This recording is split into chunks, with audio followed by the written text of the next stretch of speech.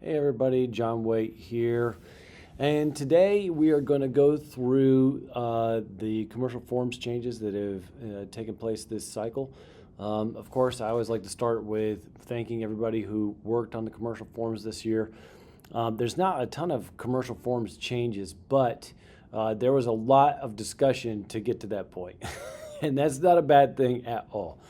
Sometimes you got to have a lot of discussion to figure out whether the thing that you got is actually the things you keep or whether it's the thing you should change.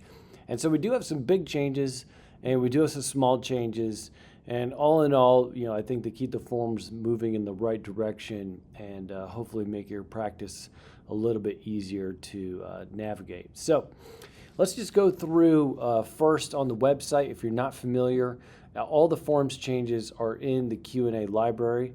I'm going to move my little screen here so you can see. If you hover over legal and ethics here, then you can go to the Q&As. And when you go to the Q&As, then this screen comes up and you can see all the Q&As. There's over here on the left, there's a bunch of them. What I've got here is the Q&A of the summary of the 2025 forms changes in the commercial. If you want to see residential, you can actually see all of them in the regular Q&As just by hovering over the Q&As, going to the Q&As, and it'll take you to this page here. And it'll show you all the Q&As. And you can see the Q&As usually come out here on Mondays. For you guys in the commercial context, quarterly we try to write a Q&A that goes in here, but also is a crossover topic for commercial forms or for commercial topics. In any event, you can see there's a summary right here of the commercial forms changes. And interestingly, if I move my little face down here a little bit, here actually, let me move it over here. There we go. If you look over here, there's these categories. And if you do this little plus sign right here, okay, and go down, you can see summaries of forms changes all the way back to 2021. So you can scroll down here and see all of them that have happened over the last 5 years or so. In any event, for those of you that are big nerds when it comes to forms, you can knock yourself out with that. Or if you're just in an argument with somebody, instead of calling the hotline and having me look it up, then you can look it up there if you really feel like it. In any event, let's go to the first round of forms changes. And I got to say that this Form 501, the agency forms, guidelines, and list, this was created long before I was in this chair. And I'm pretty sure it was Garth Dunklin that probably took a first stab at this. And I'll tell you what, I really, really like this form. Like if you are somebody who has a new agent, you're using the standard forms, you want a guide on how to navigate the commercial forms, or even if you're just a new agent, and you're used to the residential forms, but you're doing a commercial transaction or something like that. 501 is a really, really great resource because it'll give you all the forms you need for a particular kind of scenario. And so you can see there's like check boxes and bolding. I would actually, for next cycle, if we can get to it, I think we got a couple other things that are maybe a little bit more pressing that we need to try and get to next cycle. But if the commercial forms committee is open to it, I think trying to actually make this a little bit more readable, a little bit shorter, because right now it's 11 pages. So to me, that's a little bit overwhelming. It might be a way to make this a little bit more user-friendly, a little bit more like checklist style or something like that. I don't know. I'll talk to them about it. As it is, though, it's an incredible resource, but it's one that needed to be updated. And that's really the only change that's in this form.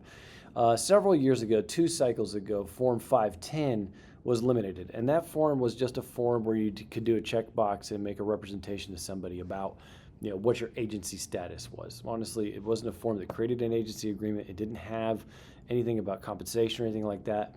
Interestingly, though, new Form 425, I think that's right. 725, that's right. In the residential library was actually based on old Form 510 because it's an easy way to just say, here's my agency status and here's how much I'm potentially getting paid. And so if you guys did have a use for a similar form to Form 510, you've been missing it. Apparently not a lot of people used it, so that was part of the reason why it was discarded a couple years ago. But If it's a form that you really think would be useful in your practice, Form 725, the new one in the residential library, you could use that in the commercial context. I don't think it would be a big deal at all. And you could use a checkbox. It's meant to be a very generic form that could be used in several different contexts. In any event, back to Form 501 here. You've got the confirmation of agency relationship and statement, Form 510, and all that's happening here is going through and eliminating those citations. So if you do have an agent, you didn't really want them going through the forms library trying to make sure that they filled out a form for a commercial transaction that doesn't even exist anymore. So that's why it had to be eliminated. All right, moving on to Form, I think this is 541. Yeah, there we go. Form 541, there's one very slight change here. Technically speaking, under the settlement, the settlement applies to residential transactions, dwelling units, limitations and things like that. Generally speaking, it doesn't apply to commercial. But that doesn't mean that commercial forms shouldn't follow suit. And the reason I say that is actually because one of the things that the settlement required was already in the commercial forms. We updated it a little bit a couple of years ago when that happened. But otherwise, when it came to the commercial agency agreements, a lot of the language that the settlement required to be in agency agreements for residential was already in there, which is a good thing and not a bad thing. And so when we updated the residential forms for a lot of the settlement requirements, we also did it for the commercial forms just as a best practice, not necessarily because it was required. But anytime you can get better information to a consumer and disclosures, obviously the better. And so that's why the commercial committee approved those at the time. They wanted to update this language, though, just to make it clear that the seller and buyer aren't parties to this agreement. This is a commission split agreement for a sales transaction. The buyer and seller are not part of the agreement, and so it's not necessary for them to sign.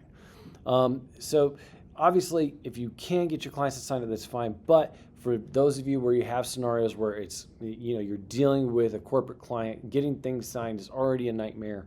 Maybe it's something where you could just make the disclosure another way. But in those scenarios where you just maybe have one or two, or it's something simple, a small corporation, individual, things like that, then obviously it would make sense to get this signed as much as possible, just to make sure everybody's on the same page about compensation. Same thing with the lease transaction. This part here is just a condensing of that language that was there before. So this is the commission split agreement for a lease transaction instead of a sales transaction. There's also been a checkbox added here so that this box here is for the total commission. So you can do a commission split where you're just going to get a total commission of whatever the referring firm gets, right?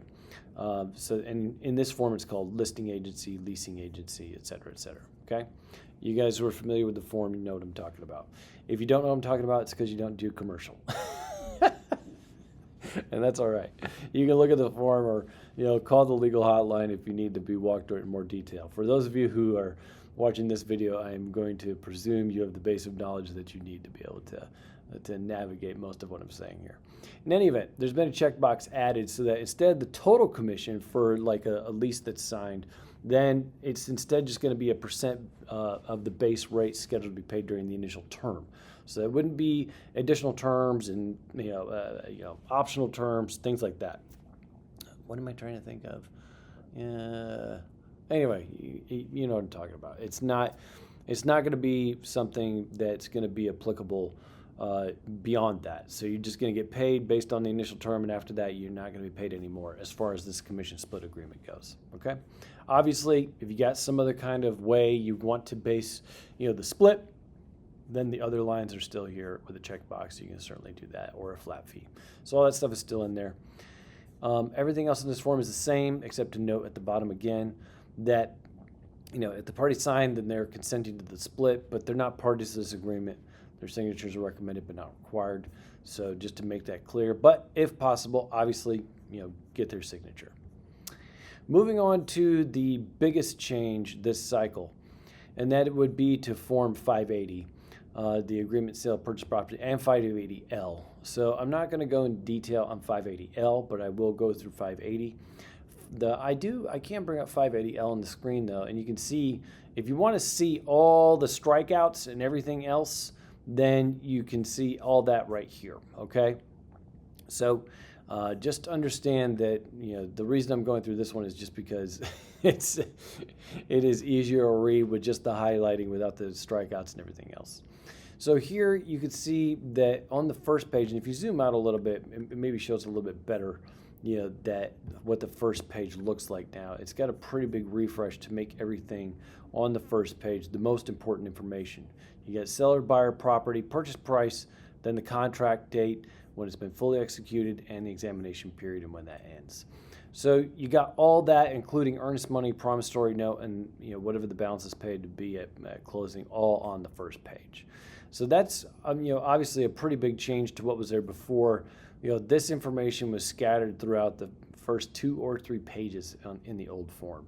So really trying to get that all on the first page so that it's easier for you guys to look at. Here you still got a checkbox for Exhibit A for the property, and then a note here for an entity. Those things are still there where they're supposed to be. Now in the final version, I think closing actually is on the first page. This is that's how it should be when you bring it up on zip forms. So sorry. Sometimes these, when we upload these, when they go into the summary of forms changes, they haven't have final proofed, and sometimes the spacing is still off a little bit. But in any event, it should be closing is also on the first page. And then so the beginning of the second page would be brokers right here. And you can see the way it's structured now is hopefully a little bit easier to read and fill out. That was intentional. Then you still have the same check boxes here for additional terms in Exhibit B. And if this block is marked additional terms for the additional provisions addendum, 581. And if this block is marked additional terms for the backup agreement, 581A-T. So you can still check those boxes and put them right there. It may be that, there might be some more edits to the way this is structured next cycle, but for right now, everything's still pretty much in the same spot except for these things that are now all on the first page. When it comes to earnest money, it used to be the earnest money terms were way up, with the earnest money sort of mixed in with how the purchase price was ferreted out. Now, same, earnest money terms, but they're just down here on page 2. So if you need to know about the one banking day and notice if it's not paid on time and things like that, that's all down here on the second page, instead of clogging up everything, in the middle of where the purchase price is being broken down. Here you've got a note about earnest money being deposited in a trust account and what's going to happen with the interest. So make sure you're filling that out. I've already heard, I think, from somebody on the commercial forums that they want to look at this section specifically next cycle. So that might be something where this section will get a pretty good edit next cycle. And then you can see down here you got promissory note terms, and you can see up here promissory note, see details below. Earnest money, see details below. Well, these are where the details are, down here with earnest money terms and with promissory note terms. No substantial changes other than that. Just moving the language to a different section so that you can get a good snapshot of the transaction and the contract terms on the first page. As you can see in the rest of this form, there's no other changes. So that's pretty much it as far as commercial forms changes go. Appreciate you guys tuning in and hope you all have a great day.